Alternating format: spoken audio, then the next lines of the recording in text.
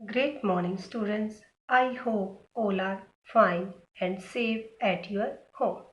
बच्चों, कल हमने अपने पाठ 3 शब्द संरचना में शब्द के बारे में पढ़ा।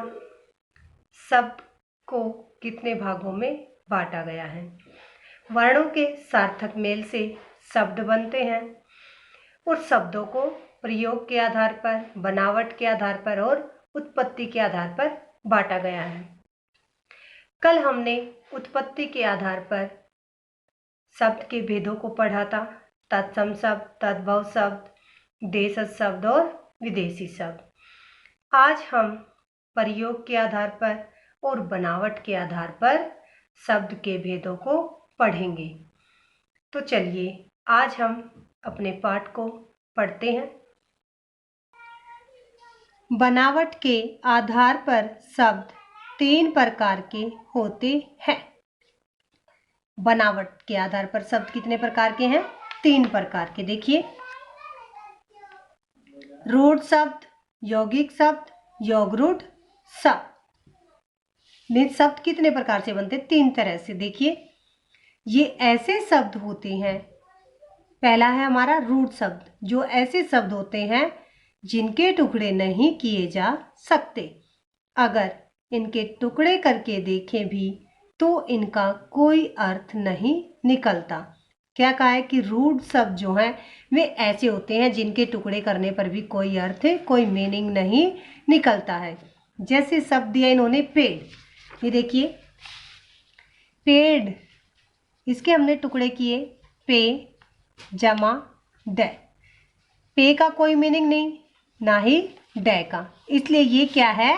रूढ़ शब्द, जिसके टुकड़े करने पर कोई अर्थ नहीं निकला। नेक्स्ट है यौगिक शब्द।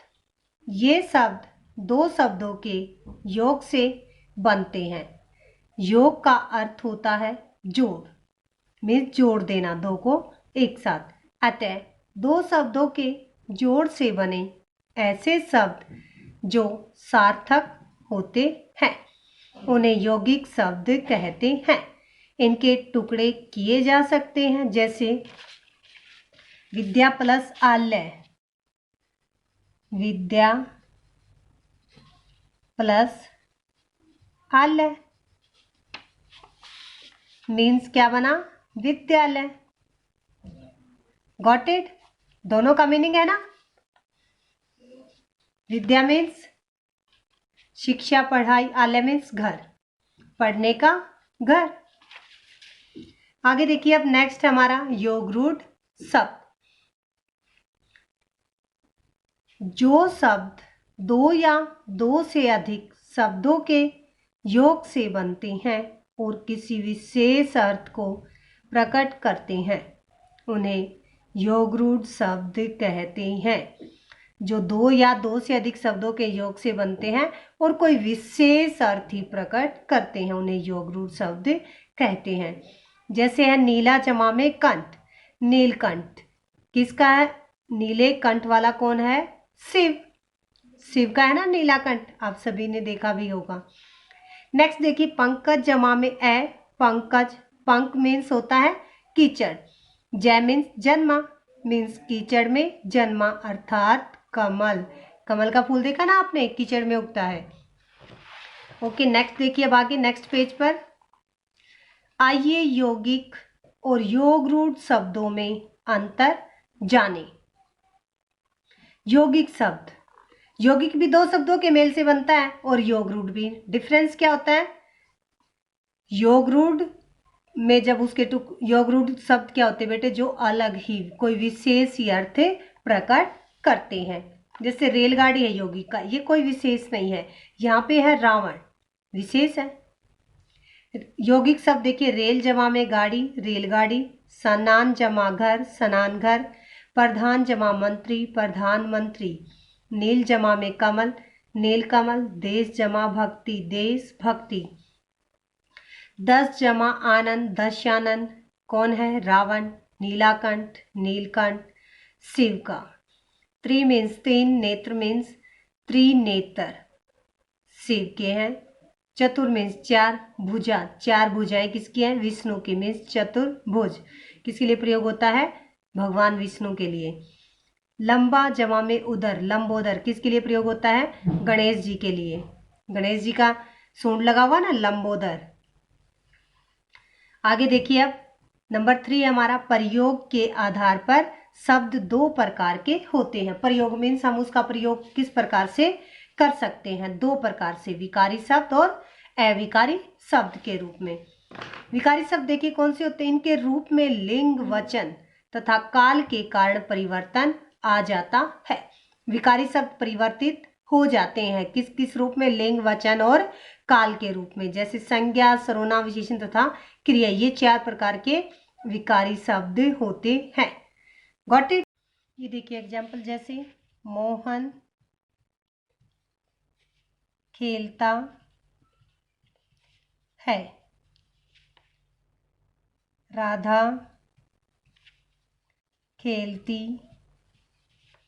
है। तो अब इसमें परिवर्तन हो गया ना, पहले में क्या है? मोहन खेलता है, लिंग के कारण क्या हो गया? खेलता की जगह पे खेलती है। Got it? आगे देखिए अब नेक्स्ट है हमारा अविकारी शब्द। इनके रूप में कभी भी किसी भी स्थिति में कोई बदलाव नहीं आता, इनका रूप एज इट इज रहता है। इन्हें अव्यय भी कहा जाता है। अव्यय जो शब्द होते हैं वो कभी भी परिवर्तित नहीं होते हैं। हिंदी भाषा में क्रिया विशेषण, संबंध बोधक, समुच्चय बोधक और विस्मयादि बोधक, ये चार प्रकार के अविकारी शब्द होते हैं।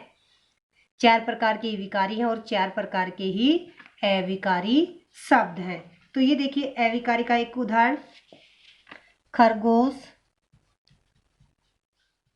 तेज दौड़ता है, दौड़ता है। तो ये तेज क्या है? किसकी जगह पे लगा है? क्रिया विशेषण, क्रिया के साथ लगा ना, खरगोश तेज दौड़ता है। तो ये किसका एग्जाम्पल है?